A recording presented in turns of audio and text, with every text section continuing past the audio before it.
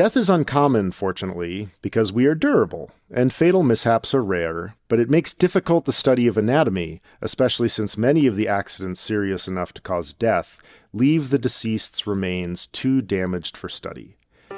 If lungs are ruptured when full, the explosive force can tear a body asunder, ripping the titanium as easily as if it were tin.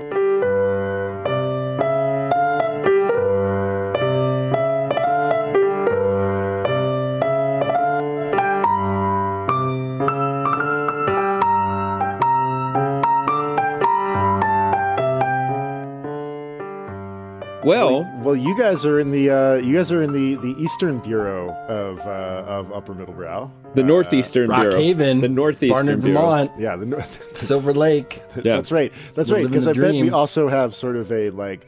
There's the Florida Bureau. There's the Mid-Atlantic Bureau. There's the PNW Bureau. There's the there's the Southern Maine California Bureau. There's going to just be the like Joshua Lee Houston's Tree Bureau parking at some lot, point. the Joshua Tree Bureau. Yeah, we have a lot of bureaus. Small Point Bureau. Small Point we have a Bureau. small. There you go. The Small Point Bureau of Small Point Productions. Small Point. Oh man, and that's where you should buy up all the houses, Justin. If you could somehow, get another $10 million or so. Yeah, it's just it's World Party all the time. World Party Senior Edition. Coming sooner than we might have imagined. Yeah. Well, I'm going to do a formal welcome here. Welcome, everybody, to Robot Friends Part 2. This time we are joined by friend of the show, Justin Reich, along with Chris Bagg, as always, and me, Jesse Dukes. And this is our second in a loose series of Robot Friends. And this time, so Chris, last time we did Robot Friends, you shared this wonderful novella called The Life Cycle of Software Objects. And we knew we wanted to talk to Justin. We wanted to talk to Justin about AI. And so we decided that we would just go ahead and read that Ted Chiang collection and talk about that. So here we are. Here we are. Welcome, Wonderful everybody. to be here. Yeah, thanks for joining us, Justin Reich. Listeners probably know you from our Neil Stevenson was a flame-kindling kind of guy, Diamond Age digression episode, or they might remember you from our Teacher Stories episode, where we talked about, what was it, Blue Angel? Is that the name of the story? Francine Prose? Yes, yeah. Yes, yeah. I don't think we read it, but that's that novel. No, it was a recommendation show. That was your recommendation. I believe I recommended School of Rock. Justin talked about Matilda, and then we had a wonderful digression about both Lolita and Don't Stand So Close to Me by the Police. Mm-hmm. Where Chris Bagg discovered that Don't Stand So Close to Me is about an overage, underage relationship. Yeah, well, that is we're going to file that in the file cabinet of Chris didn't know Miley Cyrus was Billy Cyrus's daughter. Chris didn't know Gwen Stefani was the original front woman of No Doubt. There's what? a whole yep. Name a music thing I'm supposed to know and I don't know it. Well, I thought Rock the Casbah was by the Police. Oh my goodness! But there's nothing to be. Sharif don't like it. Yeah, the police don't like it. Law enforcement don't like it. That is funny. Wow. Yep. I'm sure there's some things you know about music. Yeah. There's some real weird off, standard things, but the things I'm supposed to know, I don't. Which Beatle sang lead on Love Me Do? Oh, God, I have no idea. It's kind of a trick question. Because it's mostly John, but then Paul sings the Love Me Do, whoa, whoa, love me do, because John's playing the harmonica. So they actually both sing lead on that one. Yeah. Well, anyway, Justin, we're so glad to have you here. I don't know that we need to do a recap. I think so. Well, there are several stories in this collection. I would say I want to start by I don't think we need to recap all of them. So can I just start us off by asking, in this collection, by the way, I'm going to make a confession here. I didn't get to the end. I read the first, I think, 5 stories out of 7 or something like that.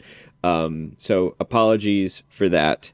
But of the ones you read, what was your favorite story in this collection? Oh, did Chris Bagg go dark? Oh no, I'm here. Okay. I was waiting for in the sort of guest goes. Oh, we first. got to roll. We got to roll for initiative. I was initiative. thinking that that guest goes first, but I like rolling for initiative. It's always roll a die. Wait, so roll a die.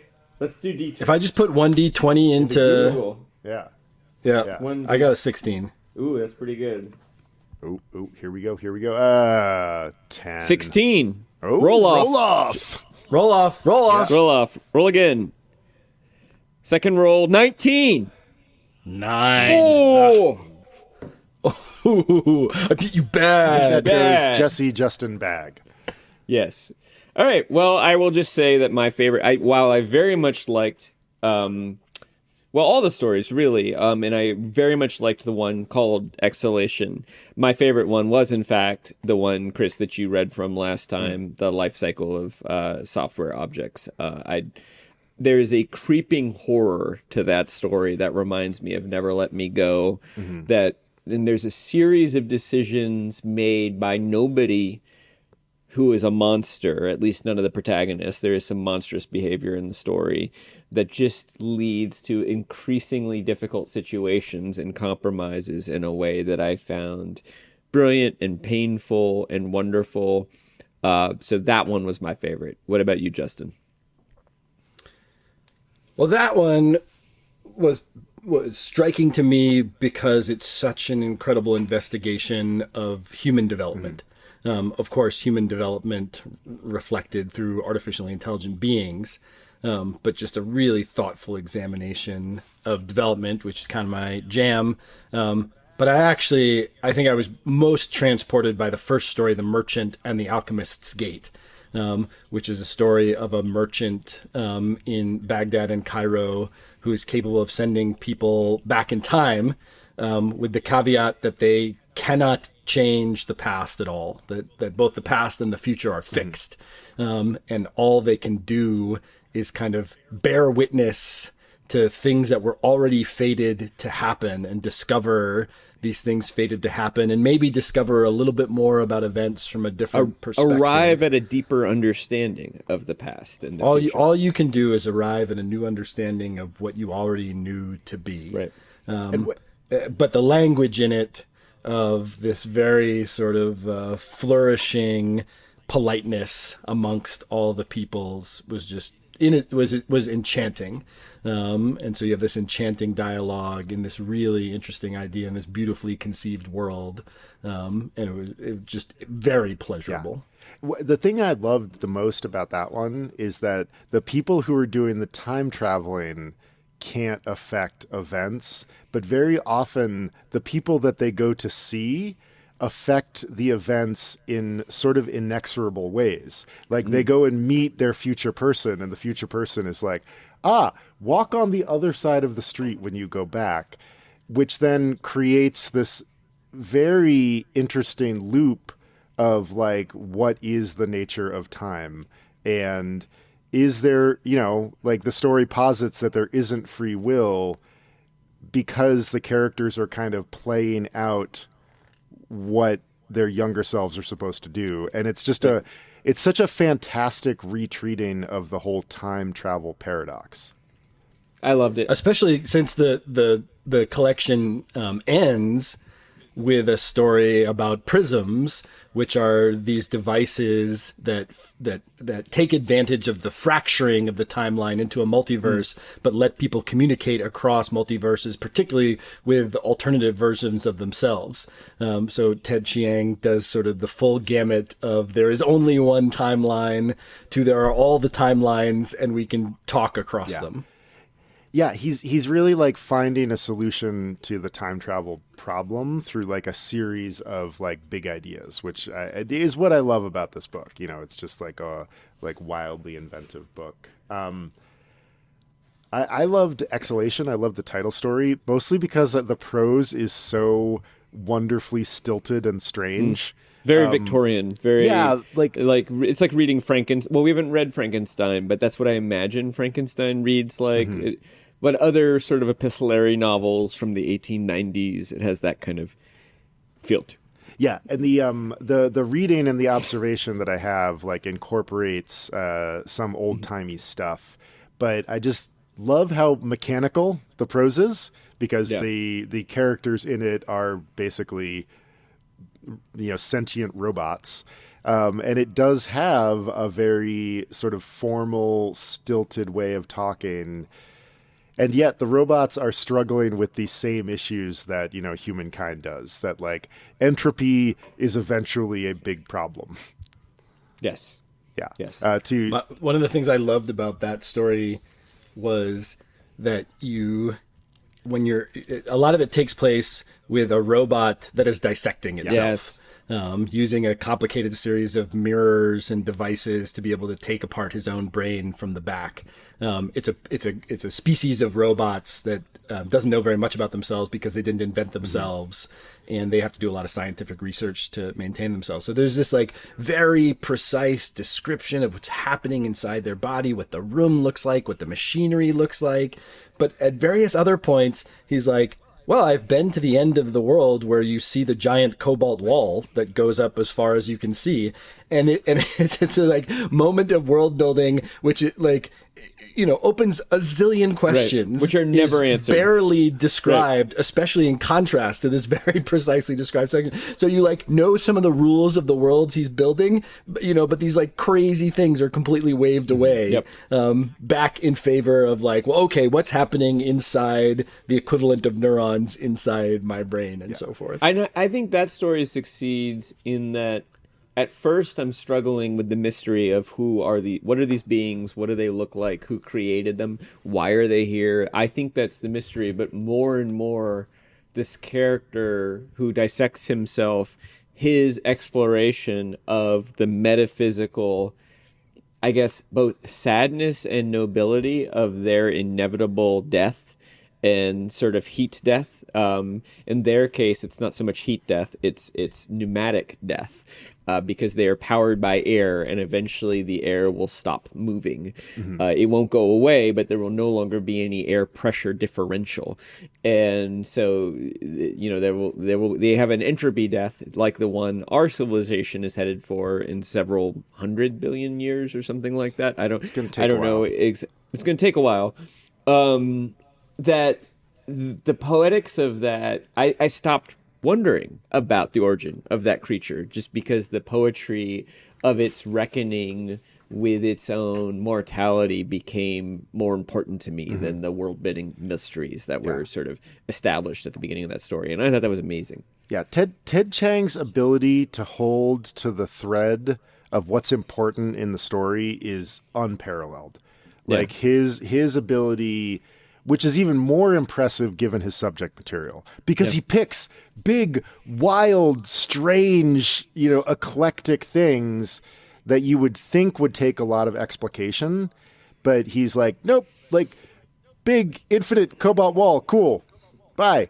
Not totally pertinent to what we're talking about. I don't think I've ever read a writer better at emotionalizing the big practical philosophical questions. I can't think of one.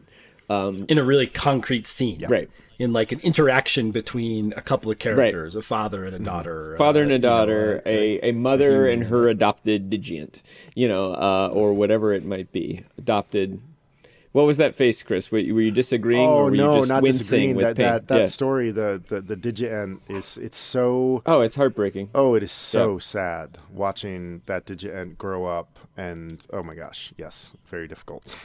The moment, but there are a couple moments. So most of this book I read as an audiobook driving first from Pennsylvania to Scarsdale, New York, and then from Scarsdale to New York to Vermont, where I am right now with Justin, in Upper Middlebrow's Northeastern Bureau.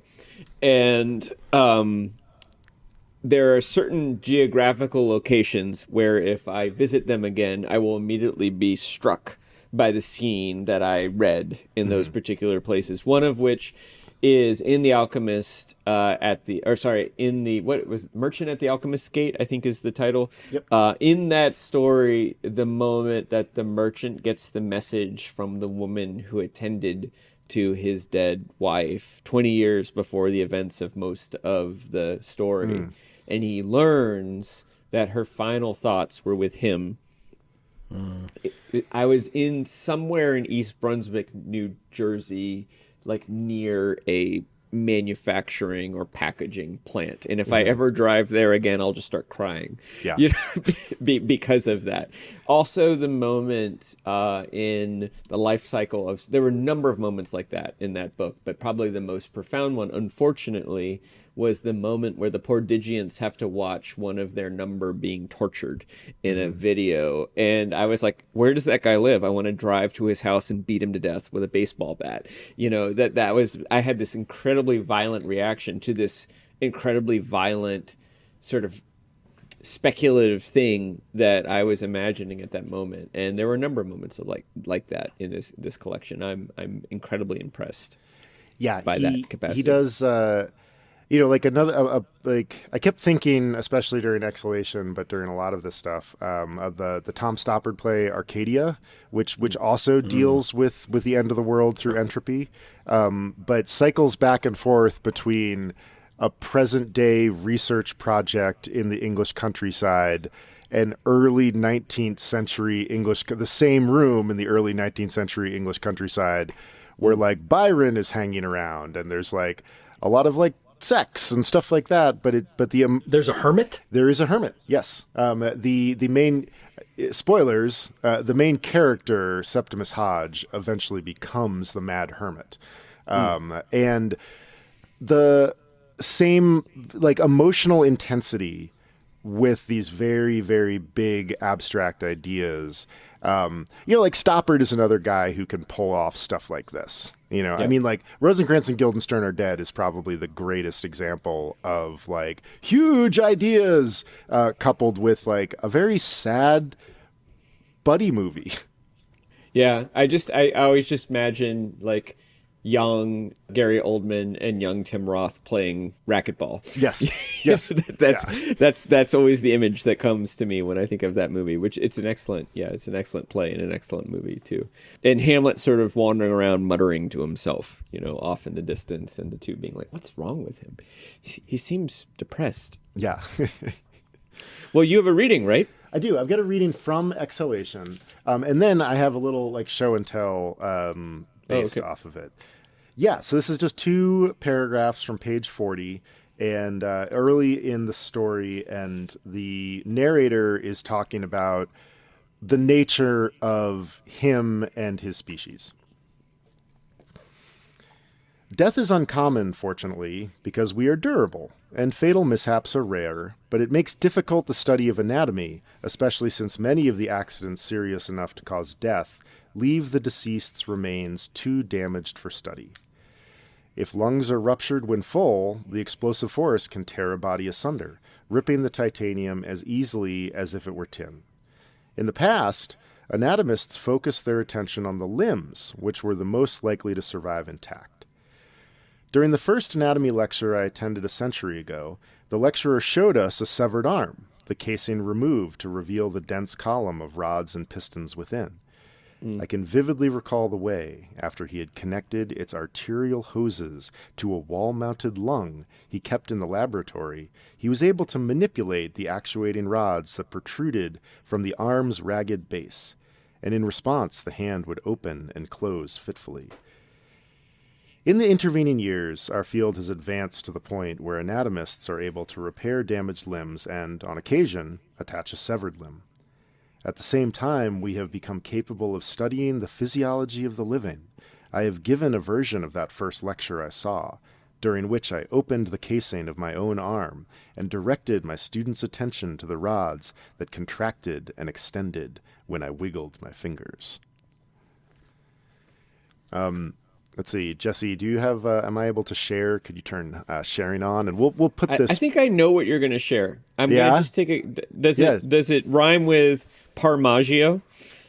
Oh, no, but you're on the right track. Okay. You should be able to share now. Okay. I am prepared to be completely surprised. Okay, well, that's all right. You could... I mean, if I had to guess just based on does it rhyme priors, with Duke Byskocker? or Wig Jagowski? Wow, no, it does not. Because I will admit that I immediately thought of the penultimate scene of Empire Strikes Back. Where Luke gets his new arm, and we can see the pistons and rods moving Well, yeah. this is probably Classic. also that is also probably a reference to this, which is a Rembrandt. That's what I thought. painting. Isn't that Caravaggio? It's Rembrandt. I'm sorry. Oh. Yeah. I mean, you were in the right century. This you were in the was right... the image I was This was thinking what you were of. thinking of. Yeah. I thought it was Caravaggio. You know, if it was Caravaggio, there'd be a lot more blood. There'd be a lot more shadow. There'd be a lot more like, but, the this dead is, guy's face would be Caravaggio's face. Yeah, exactly. The dead guy's face wouldn't be like very well rendered. This is a convict. Actually, the dead guy's face is Rembrandt, isn't it? I could see that. Yeah, I think. Or Van Gogh. He's also Rembrandt is pictured as the person giving the lecture here, and you can see that what he is. Somebody should probably describe the picture for our listeners. Yes. So this is the anatomy lesson by Rembrandt. There is a dead body that is on an operating table. The way that you got cadavers in Rembrandt's time was you just went on down to the prison and got a body that had just been recently hanged, which made me think of this particular story. Like bribed the hangman, or yeah, something like that. Like, I'm sure there's some way to play fast and loose with it. But just like in the story, they're talking about it's sort of difficult to have ways to experiment. And like these days, we have imaging and stuff like that makes it a lot easier. But in this case, they're like, well, no, we got to go like get a recently deceased body. There is a physician who is doing the dissection. The patient's left arm is splayed open, and we can see tendons and everything like that. And there are a bunch of burgermeisters kind of like crowded around the table, some of which do look a lot like Rembrandt himself. But when you look a little closer, like other than the like sheer genius of Rembrandt and where the light is and where your eye goes, there's some funny things. Like the arm that is being dissected is flipped in the wrong direction. That is not where your left thumb would be if it were lying on the table. It's basically a right hand. It's a right arm that Rembrandt has transposed over to the other side. It's also wildly out of proportion with the other arm. It is like much longer. So there's a lot of like funny, like sleight of hand. It reaches down to his mid thigh. Yeah. And his other arm almost makes it to his hip, and that's it.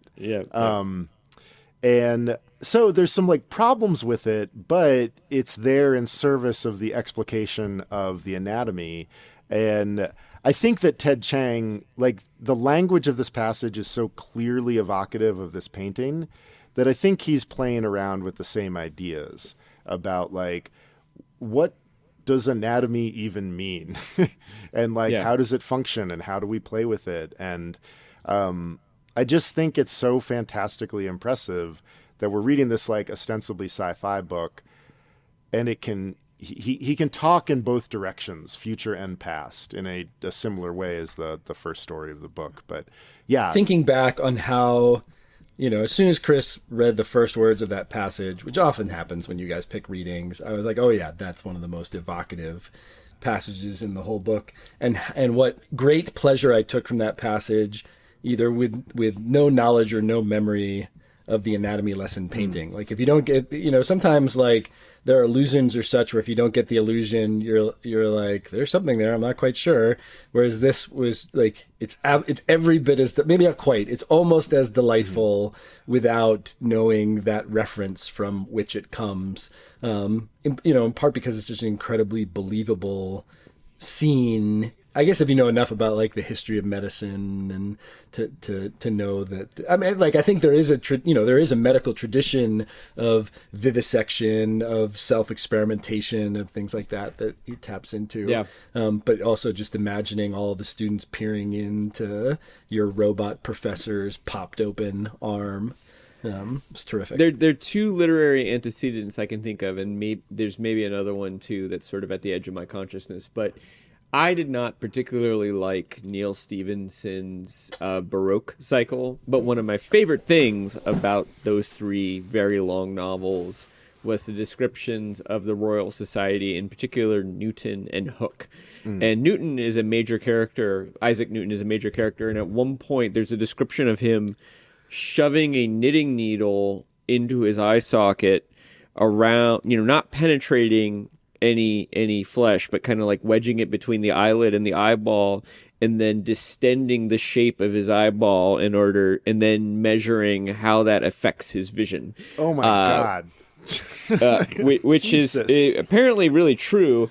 And then there was Hooke, who, as Justin noted, did a lot of vivisection of dogs, which was really quite horrific, but in the service of being a very proficient surgeon, and one of the very first proficient surgeons. The other literary antecedent I detected in this is a character that Chris Bagg, I hope you and I explore sometime in this podcast, is Dr. Stephen Matrin, the companion to Jack Aubrey in the Patrick O'Brian Aubrey Matrin novels. It's the sort of experiment that the protagonist of that story performs on himself felt like something Matrin would do in the course of those books as well. It reminded me a little bit of Stephen in a kind of funny way. And I wouldn't be surprised if Ted Chiang hadn't read both of the things I just mentioned. Yeah.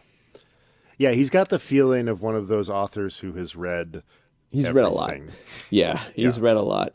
My question, sort of to both of you, but I think I want to start with Justin, is one of the interesting choices about the life cycle of software objects is it starts with the premise that it is possible to create something like artificial general intelligence, AGI, which is what all the AI development companies are trying to build right now. And many of them feel like they're right around the corner from this. They think they're going to have built essentially a smart AI that has the consciousness and the intelligence of a human being, plus all the things that artificial intelligence is already better at us at, like accessing, millions of terabytes, all the information in the world instantly, and analyzing it instantly, and running complex mathematical. Combine that with the wisdom and the self-consciousness and the moral intelligence of a human being, and you get artificial general intelligence. And Silicon Valley is literally right now, tens, if not hundreds of billions of dollars are being deployed to build this technology. I don't actually think it's around the corner, because I believe that their efforts are based on large language models, which are predictive, not thought-based. But Ted Chiang is positing a future in which it is possible to build something like that. But in this future, the way you do it is build an intelligence with consciousness that is not actually very intelligent off the bat, and then needs to be trained or taught by a trainer or teacher for something like 20 years to fully realize its intelligence. And so these are the Digiants. And when we first meet the Digiants, they have the intelligence of something like a 2-year-old, right? They can kind of talk baby talk. And at one point, we witnessed one of them being transferred from kind of the metaverse. What do they call it? Real space or something like that? Or they have some name for this kind of virtual... Data Earth. Data Earth. Transferred from Data Earth into a real world mechanical robot. And it's just like, wow, the sun is very bright. Whoa, this is weird. Oh, look at you. I know you, but now I can see the tiny little holes in your skin, referring to Anna, the sort of motherly character. And the premise of the story is based on the idea that if these Digiants are attended to with a sort of attention that human parents provide to children, in roughly the same amount of time, about 2 decades, that you could have something that eventually achieves the intelligence of an adult. Something like artificial general intelligence, although that doesn't really happen in the 20-year period, but at least that's the idea. And I'm just curious what you both make of that premise, both in the literary sense. How does it work as a storytelling premise, but also how plausible does that feel to you, like in a real world sense? Is Ted Chiang's, and part of the reason I ask this too is that recently, this book was written in something like 2019. Yeah. Since then, we had this incredible jump in the capacity of large language models in AI. We saw ChatGPT or GPT 3.5 emerge about 2 years ago, this artificial intelligence based on large language models that does a really impressive job emulating human communication, written communication or speech. And so nowadays we might be trained to think that any AI that we build, once the sort of the software model has been created, that it would not really need much training to become intelligent. Like they'll just build the model and it will just be super smart. But this story is suggesting that we would build something like an AI infant, and then over decades, similar to a human, it would develop into a conscious and smarter super intelligence. And so, Justin, maybe you can start, but I'm curious what you both think about that. Well, as a literary premise, I think one of the great things it does is lets the author probe into different stages of development and identify the different moral quandaries that happen, towards the end. There's a question of like, what should the sexuality of digients be? Should they be restricted not having sexuality as they are approaching, like a sort of Jewish-ish adulthood, or, some cultures kind of adulthood in the early teens.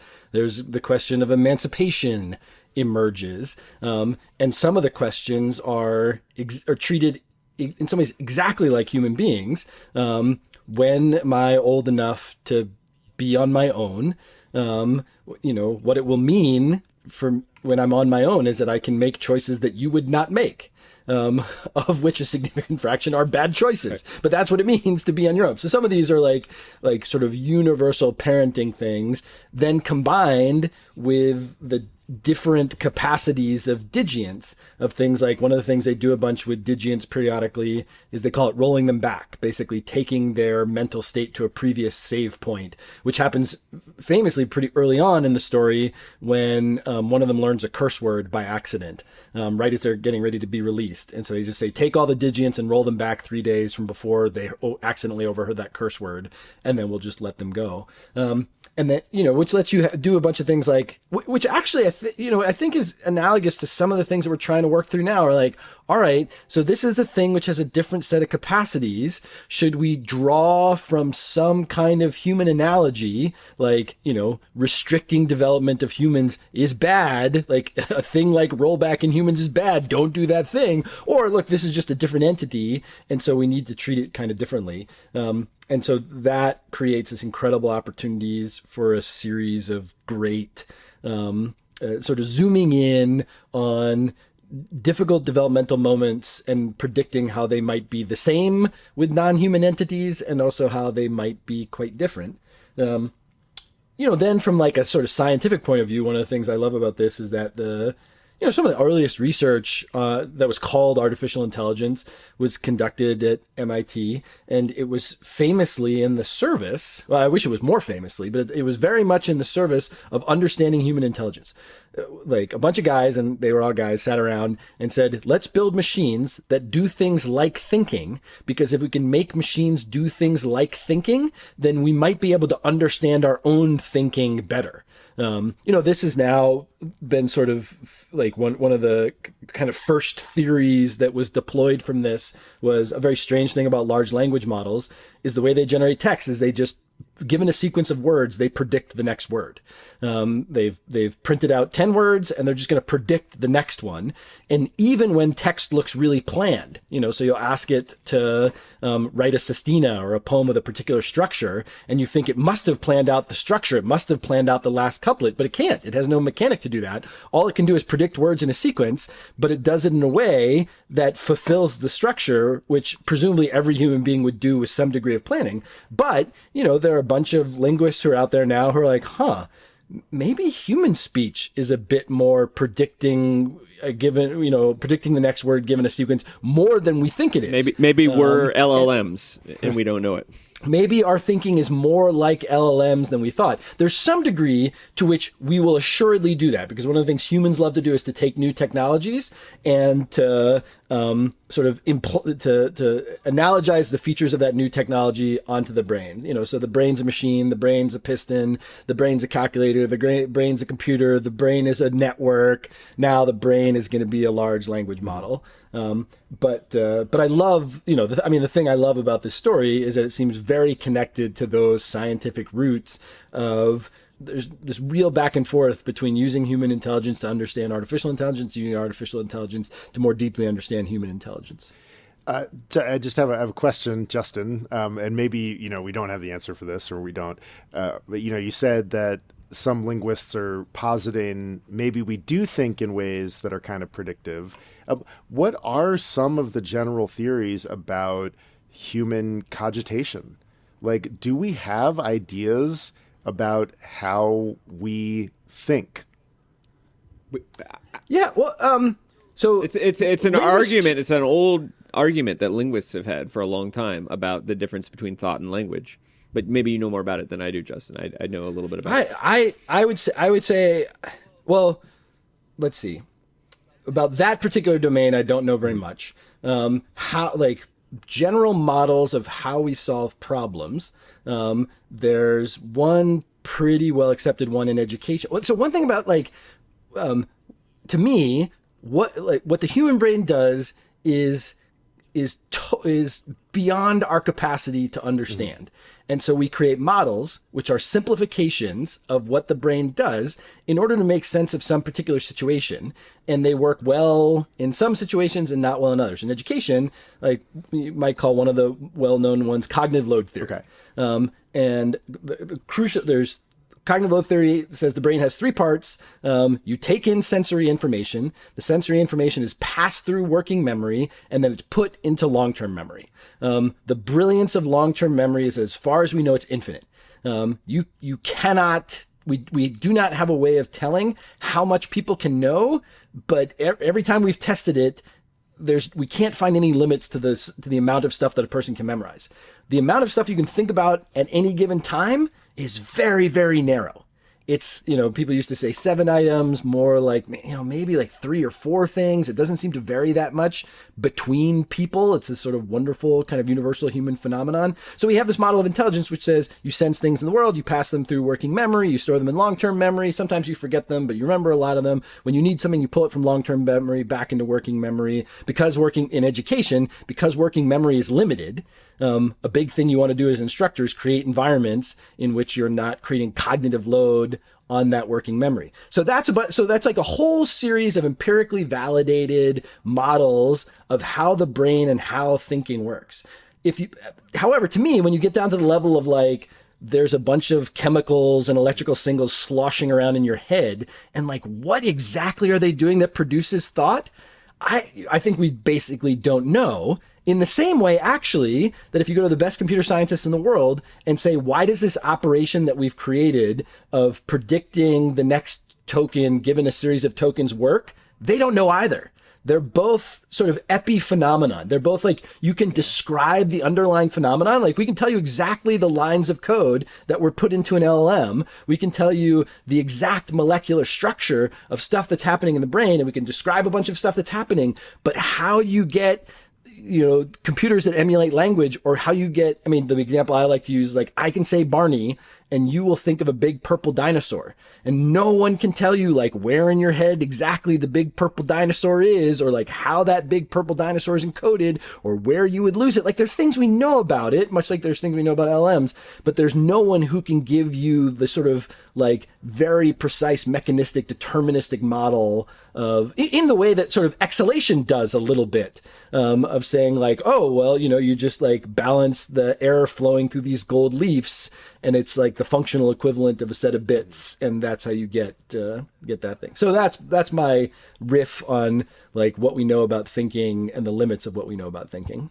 As a anthropology major, which is something that almost never comes in handy in my life, I do sort of vaguely recall that the Sapir-Whorf hypothesis was the hypothesis that language determines how we think, although Sapir was more deterministic. Oh, no, sorry. I believe Worf was... One of them was more deterministic and the other one wasn't. So one of them thought that our language determines how we think, and the other one thought our language influences how we think. But then there have been a number of scientists that have done animal studies that demonstrate animals in certain cases are capable of non-linguistic thought. And so actually, Chris, you may not be aware of this, but an experiment that I did for the work that Justin and I are collaborating on, I challenged DALL-E to draw an image. DALL-E, which is an AI that generates images. This was something I got from Justin, and Justin got from a lab at Harvard, I believe, to draw an image of a plate on top of a fork. And DALL-E still, it's been 2 years now, still struggles to do this. I've seen some people who experiment with different kind of prompt engineering, and through various prompt engineering can eventually get a image of a plate on top of a fork. I hope I said that the first time. The thing you're trying to get it to draw is a plate on top of a fork. Fork on top of the plate, easy No problem. for DALL-E. Easy. Yeah. Plate on top of a fork, can't do it. So we can put this in the show notes. I challenged my, at the time, 4.5-year-old nephew to draw a plate on top of a fork. Now, was his plate photorealistic? No. Were his forks photorealistic? No. But what he drew was 2 vertical forks that sort of form column. Not only did he draw a plate on top of a fork, he solved the physics problem by having the forks sort of balanced on a table and supporting the plate, kind of like pillars. You could imagine like Samson knocking the forks out of the way and the plate would collapse. So, my determination there was my nephew is smarter than a $10 billion AI developed by OpenAI, but B, Francis, a 4.5-year-old, knows what a fork is, knows what a plate is, knows what on top is, knows what under is. And the AIs that are doing this predictive language actually still have not connected meaning to those linguistic concepts. So in a way, they have knowledge because they know a lot about patterns. And in some cases, they know more about patterns than you and I do.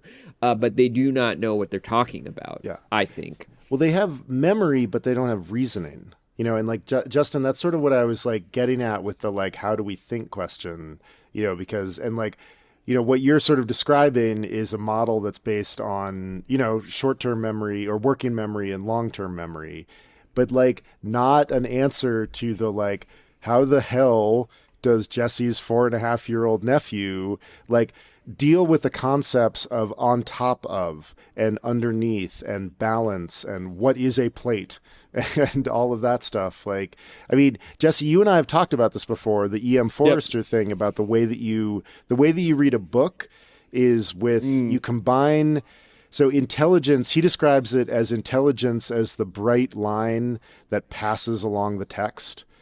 And that bright line is doing all sorts of things like making connections and understanding what's going on.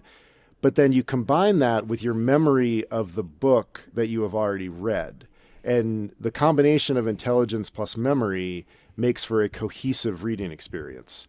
And it makes it possible to do things like illusion and connection and things that we rely upon to take a book from a series of words on a page, basic. And this is the problem with like AI text, is that it is legible and understandable and it has no heart.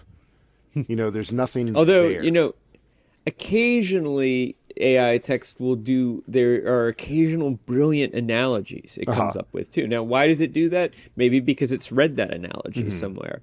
Or maybe there is something, when you say, Justin describes the example of writing a sestina without having a plan. Well, maybe it doesn't have a plan, but maybe there's a sort of like Lorentzian attractor, that in being able to predict the next word, contained in that prediction is the structure of the sestina that AI is grappling towards in some way. And but we don't have a theory about that right now. Yeah. I suspect there will be. I want to do a quick reading inspired by something Justin said earlier about how the life cycle of software objects and the challenges of our two protagonists, Derek and Anna, in many ways mirror the challenges of just ordinary human parenting. So this is a moment where... Can I recap that Derek and Anna are two former employees of the firm that made Digient. They adopted Digients, and then when most of the world has moved on and has suspended their Digients, Derek and Anna are two of the very last folks to be trying to continue to raise their Digients in a world that has either moved on or to other artificial intelligent life forms or to other things in general. And suspension is a kind of euthanasia. It could be temporary, it could be permanent. It's painless, it's not torture, but it is, either forever or for temporarily ending their consciousness. So Derek has adopted Marco and Polo. Polo is a clone or a copy of Marco. So and God. The issue here is that this is complicated to explain, but essentially to keep the Digients going, they need a lot of money because they need money to build an environment for the Digients to live in virtually. And the habitat that the Digients had that had been created by their company, the company's gone belly up. So that habitat is gone. So they need a lot of money essentially to generate or port this virtual habitat into the current computer infrastructure that exists that could support it. And one of the ways they could get the money would be allowing the Digients to become... There's a company that has a pitch on the table that essentially wants the Digients to become sex workers.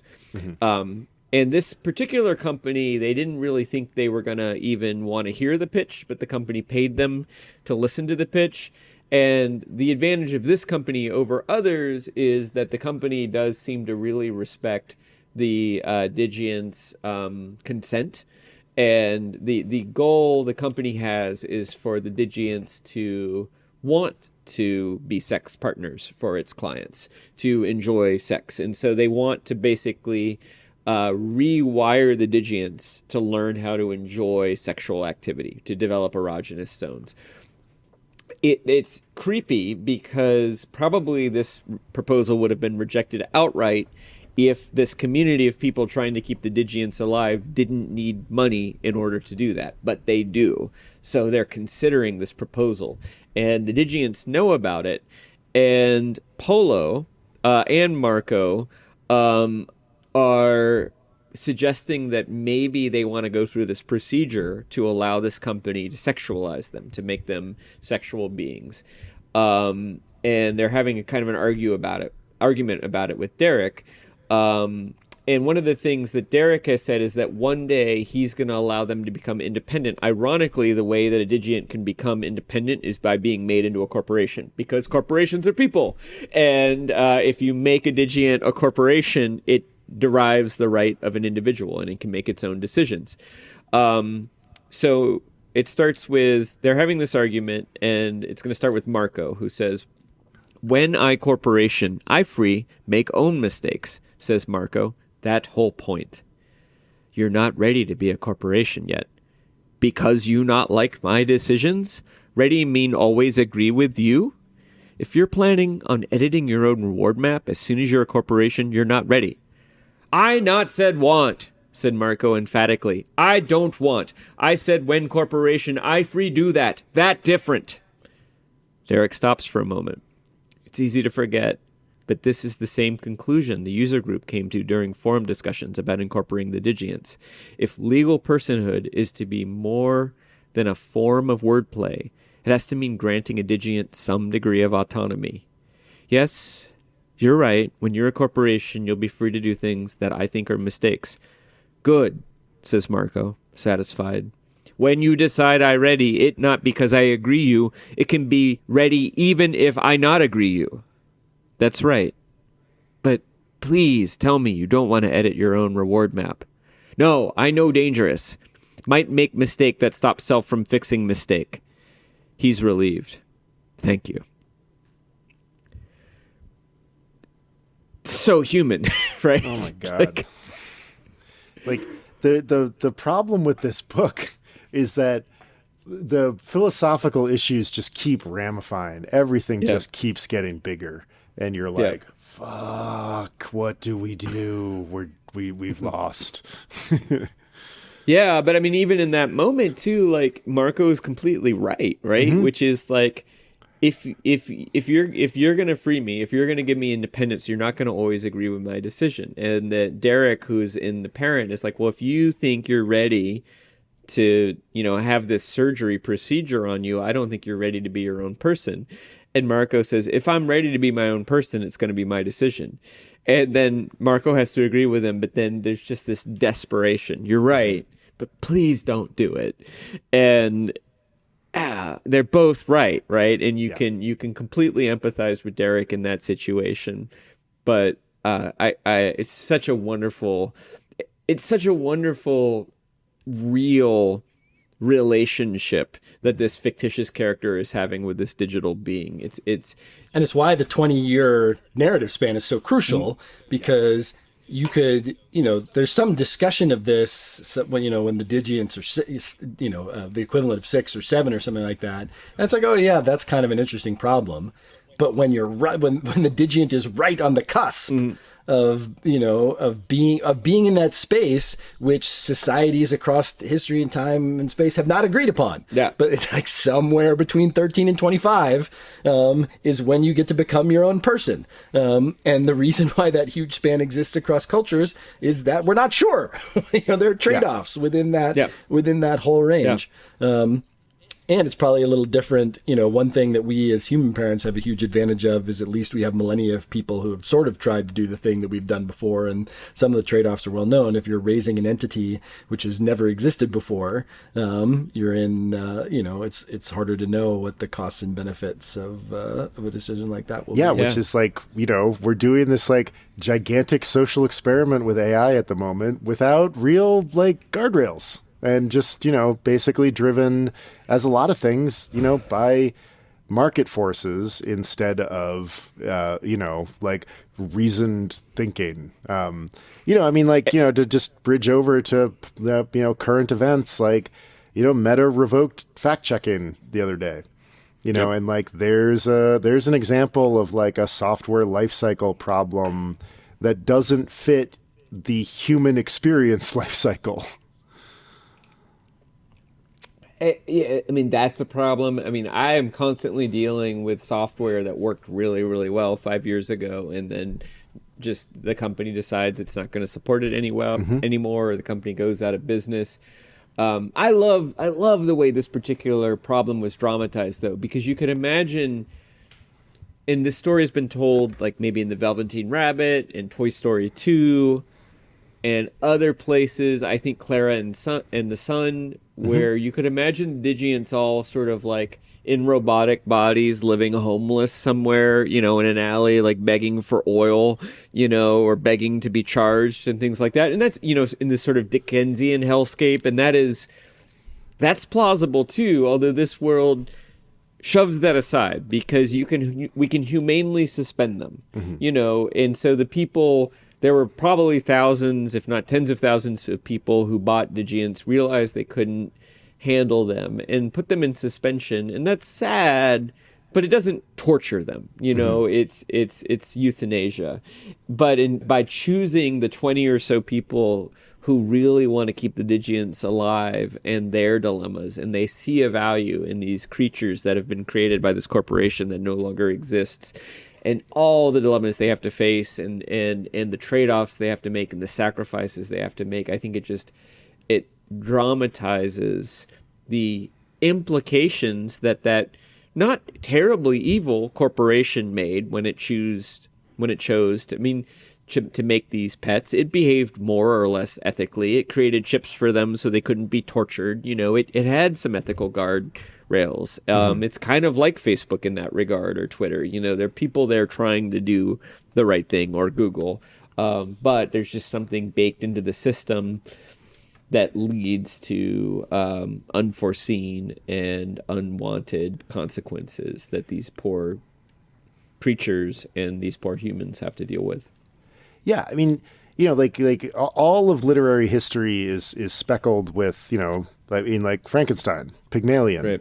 Pinocchio. But I think the question that this story really raises is like, what is our responsibility to consciousness?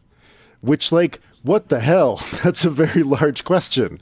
Like, when we create consciousness, like, what do we do with it? Because that's not really a thing that has been done, at least on our planet.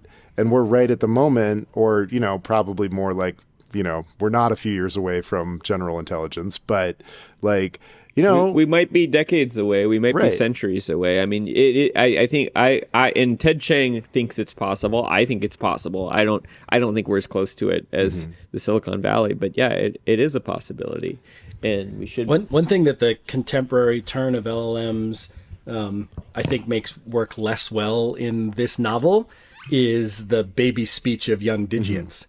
Because I think, you know, sort of post GPTs, it would now be expected that like a new consciousness would have it would have ChatGPT like in its brain, the literary skills of all of humanity, as expressed through predictive text algorithms, but probably like the moral reasoning and other kinds of developmental features. They would have a bunch of developmental features of infants and toddlers masked by fully proficient communication in all languages that have an internet, you know, base. Which is well, talk about like one of those. You know, like Justin, you mentioned bodies earlier, and well, I don't know the precise history of this, but I think it goes back quite a bit that people building artificial intelligences realized that you would be able to accelerate the acquisition of, let's call it, textual knowledge way faster and at way greater scales than sensory knowledge. And this is a really interesting question in development. So in human development, you get a few years of, you know, quite a bit of sensory exposure, intelligence. You see things, you parse faces, you touch the landscape, you move your own body through space, you flail your arms around, you wiggle your fingers, you get tickled. But also someone's probably talking to you the whole time. But then eventually you learn letters and numbers and can read. And so your development is this combination of either oral or written information plus your own sensory exposure. I think even to this day, there's a general assumption that artificial intelligence will have very limited capacity to sense. That we're ramping up knowledge acquisition. We can basically take the entire internet and how much information is in there and shove it into a machine, a model. But it will still, you know, essentially imagine an infant that's born with access to all the writings of humanity, but still doesn't know, you know, what the grass feels like. And Ted Chiang manages this brilliantly. By midway through the Digient's development, there's another company that creates a physical robot that operates in the real world, not in a digital space, that you can put the Digients into. And this creates the first moments of sensory learning in the real world, which Jesse described a little bit before, where, you know, Jax, Anna's Digient, notices the hair standing up on her real arms, the pores in her face, that she has a body which is different than her avatar, and has to explain you can't really change that body, that they go out and, you know, they literally touch grass, are afraid of the sun and the light and things like that. And, you know, it's a fabulous moment, a fabulous scene, but it's really wrestling with this long-standing question in artificial intelligence of what is the role of, you know, like we have some developmental psychologists have some sense of the role of sensory information in human development and the importance of that. And, you know, we're positing the creation of these artificial intelligences that we're pretty sure are not going to have the same sensory capacities as humans do. And so what does that mean?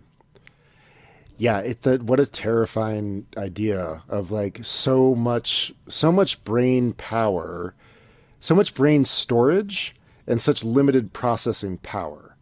You know, that's not, and that's where, you know, that's why literary devices about these subjects are prevalent and just keep coming up and have come up since Greek times, like since we started like really writing things down and recording them and stuff like that, of, you know, the moment when the Pinocchio or the statue or the monster starts interacting with the real world, that's always the really like hot moment of the story. Because, we can't remember that. Like, we don't remember that for ourselves. Like, we don't remember that awakening of consciousness, really. Like, it happened for us and the information's in there, but we can't remember it. And so it is pleasurable to dramatize these moments in all of their, like, possible joy and possible horror.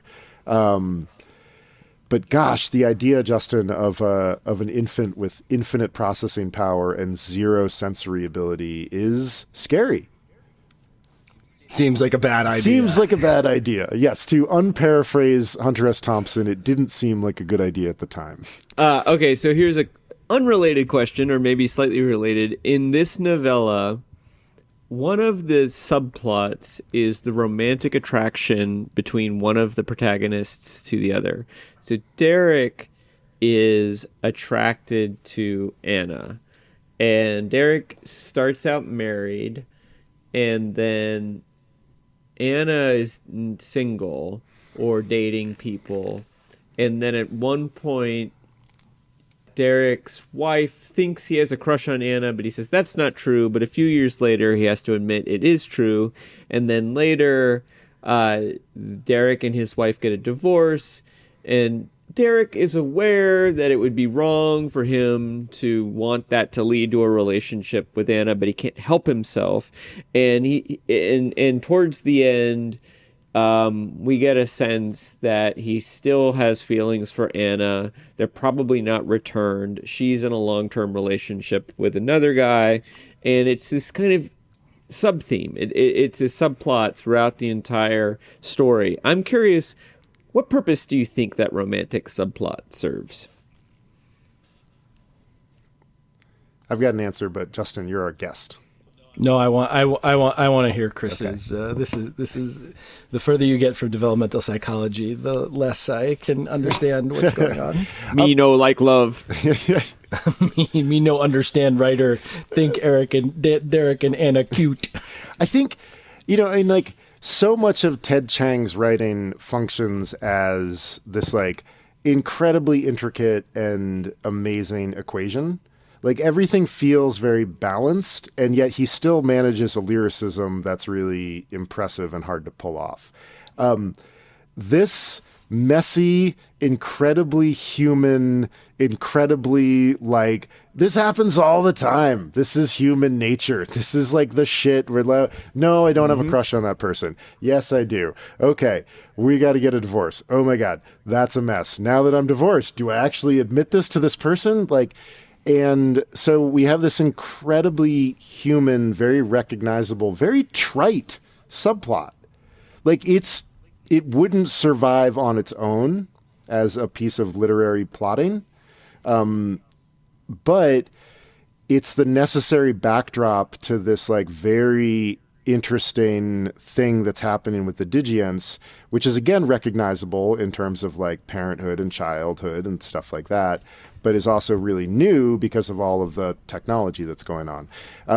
So I think in order to make us really care about the non-Digient characters, we need this romantic subplot to exist to remind us that the humans are human.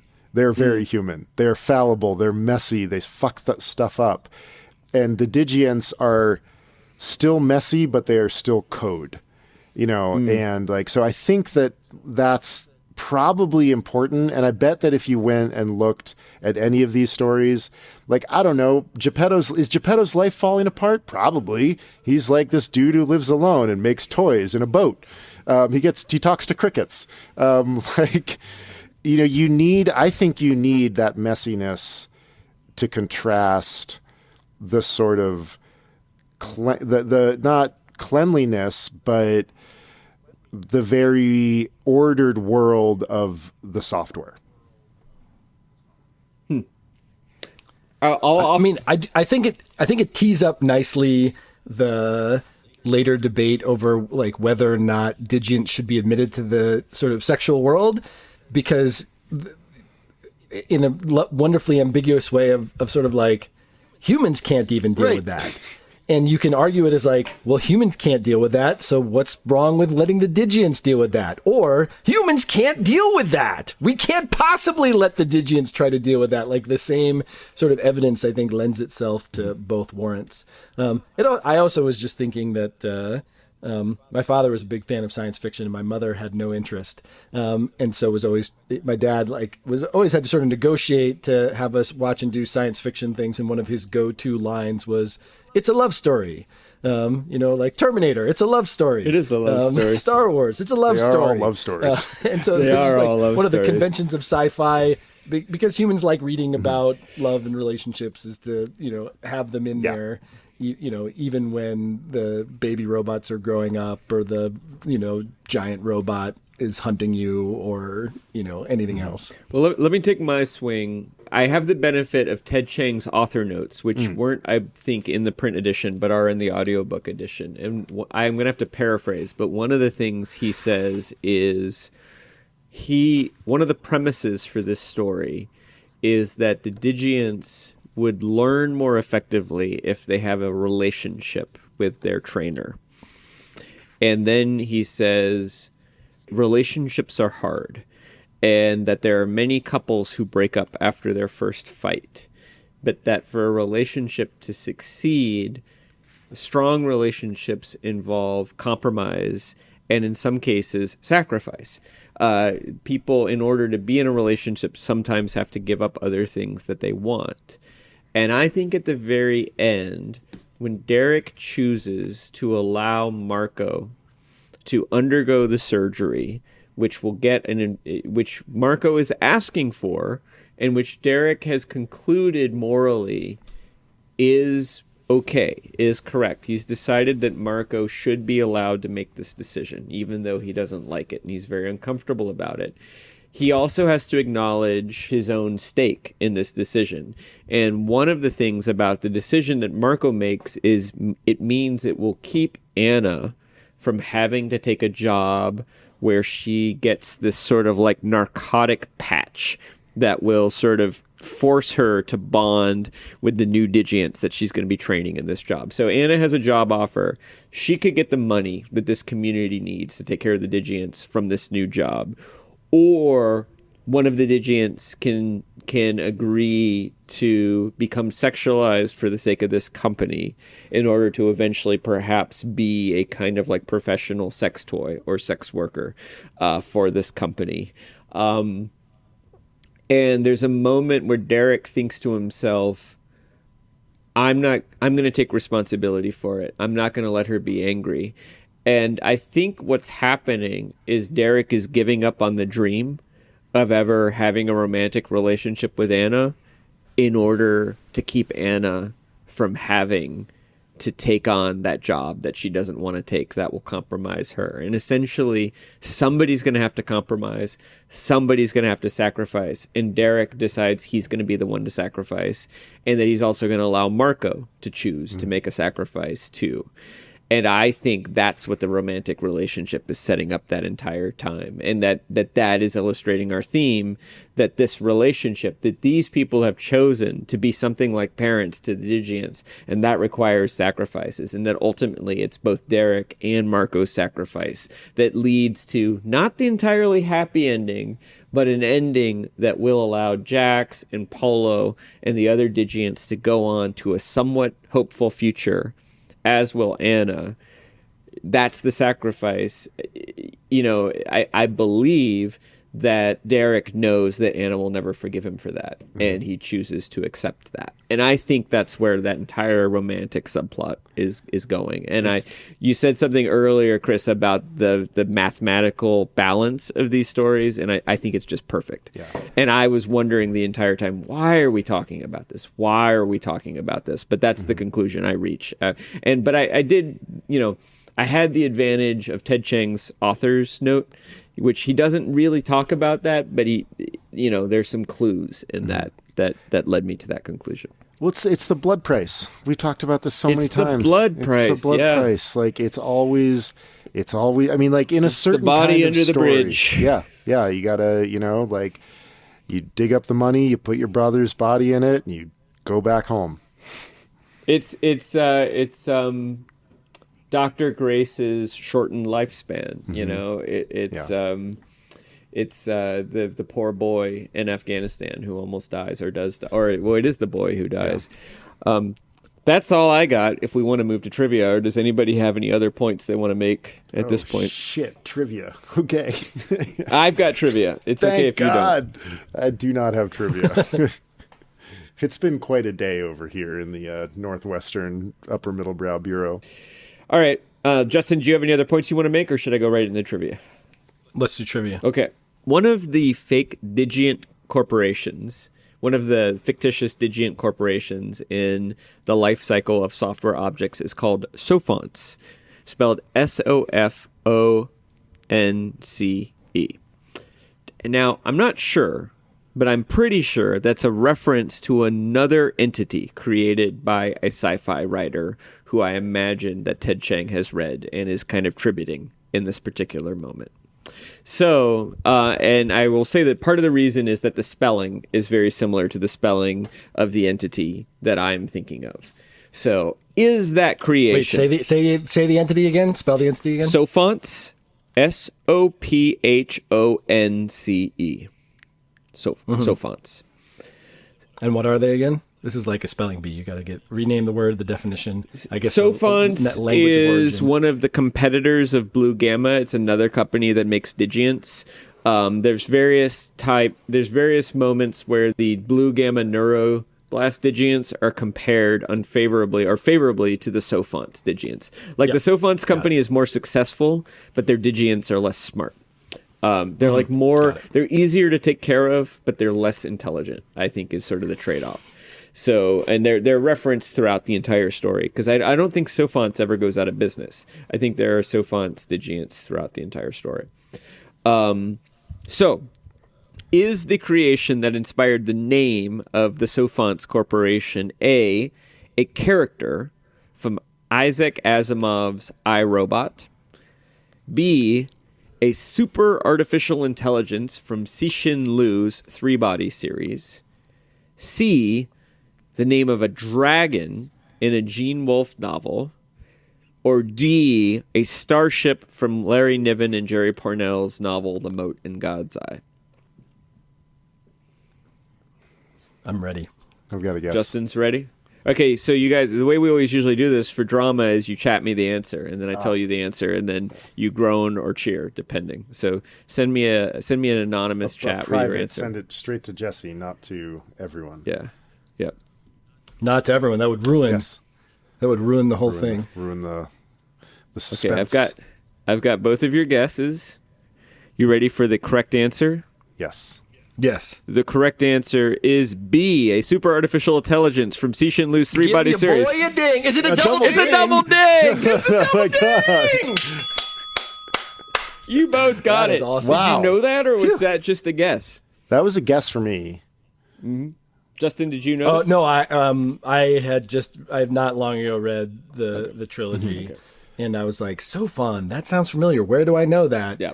I don't think I would have recalled it entirely. I think I needed the multiple choice prompts. But as soon as the Sophon in the Three-Body Problem is the like one-dimensional technology device that suppresses human development on planet Earth to allow the Trisolarians to have time to catch up to certain elements of the human society. It's a supercomputer that takes the form of one proton element, but it's been unfolded from the seventh dimension or something like that. So within the seventh dimension, it's like infinitely complex. But here in this dimension, it's a single proton. That's amazing. But you can really pack those suckers down in the third dimension. Well, it's a single proton, but it's also paired with another proton on. Well, I won't go into that because we're going to read it. We're going to read it. Soon. Yes. Yeah. It is a wonderful device. I would say Sophon is one of my very favorite things about the Three-Body. I'm excited to listen to you to discuss it. Yeah, I'm excited to read it. I have not experienced that IP. Well, anything you want to add before we dive into the credits? You guys are better than robot friends. You're real friends. True. We are real friends. I realized I didn't make a joke about what we are. Maybe we can write that. Upper Middlebrow is a small point production. Chris Begg and Jesse Dukes What are three things we could be? We're the alchemist, the merchant, and a set of and lungs. what? The rope. I'm the set of lungs. I lay claim to that one. And The cooperatively owned lungs and the button that flashes a second before you press it. the predictor. Yeah. Okay, well, Upper Middlebrow is a small point production. Chris Bagg and Jesse Dukes are the alchemist, the merchant, the predictor, and the cooperatively owned lungs. Music by Ben Pajak. Happy birthday, Ben and Jesse Dukes. Design and website by Chris Bagg. We are supported by Jenny Grieve and our guest tonight, Justin Reich. And as a reminder, everybody, Jesse and I are both writers and editors, and we can help you with your writing, podcasting, or editing project. You can see some of our portfolios and learn more at our respective websites, chrisbag.com and jessedukes.com. Or you can enroll as a patron at the You Really, Really Like Us tier, as Justin has done, which includes some one-on-one editorial time with one of us or the other, or both. And Justin, where can people find you? On a glacier in New Zealand. Yeah, either in Arlington, MIT, Arlington, Massachusetts, Sometimes Rockhaven, Vermont. and Barnard, Vermont. But you'd probably look for me online at tsl.mit.edu. Where would somebody look you up if they wanted to go Nordic skating with you? Oh, well, if you want to go skiing with me, you should join the AMC, the Appalachian Mountain Club Backcountry Ski Committee. And a few times a year, I'll go skiing with those guys and ladies, and they're a super nice group of folks. If you're looking for some backcountry skiing in New England, that's the crew to pair up with. Backcountry skiing with EdTech Talk the entire time, and Robot Friends. I was doing trail. This happens all the time. I was doing trail work on the new Chittenden Brook trails, cutting glades for people to ski on. I was hiking up with the guy, and I was like, "What do you do?" He's like, "I used to be a principal in New Bedford." I was like, "Oh, tell me about the school, charter school." Asking him how things are going. He's like, "Well, like the big thing right now is tutoring. They're trying to get all of us to do tutoring. I'll tell you exactly what's going to happen. Like they had some study 6 years ago that was done in some like hothouse place where it worked really well, and they're going to pour a bunch of money into it, and we're all going to do tutoring at the same time, and there's not going to be enough resources, and we're all going to chase it, and it's not going to work." And like, if you read the latest meta-analysis of the effects of tutoring in post-pandemic recovery, that is basically exactly what happened. And so you can, we can certainly do EdTech Talk while we're hiking up Mount Washington or Jay Peak or whatever. The problem with education research today is not enough people go skiing. Because if they, it's a huge issue. Yeah, it raises serious validity threats to the core ideas. Well, Justin, thank you so much for joining us. Thank you for your continuing support on Patreon, and for being willing to join us and being our favorite robot friend, our human friend, to talk about robot friend. Well, I don't want to offend Leah. So one of our two favorite top two favorite friends to talk about human robot friends friends. to talk about robot friends. Our two tied for first human friends to talk about. It's an honor. It's an honor just to be near the podium. Yep.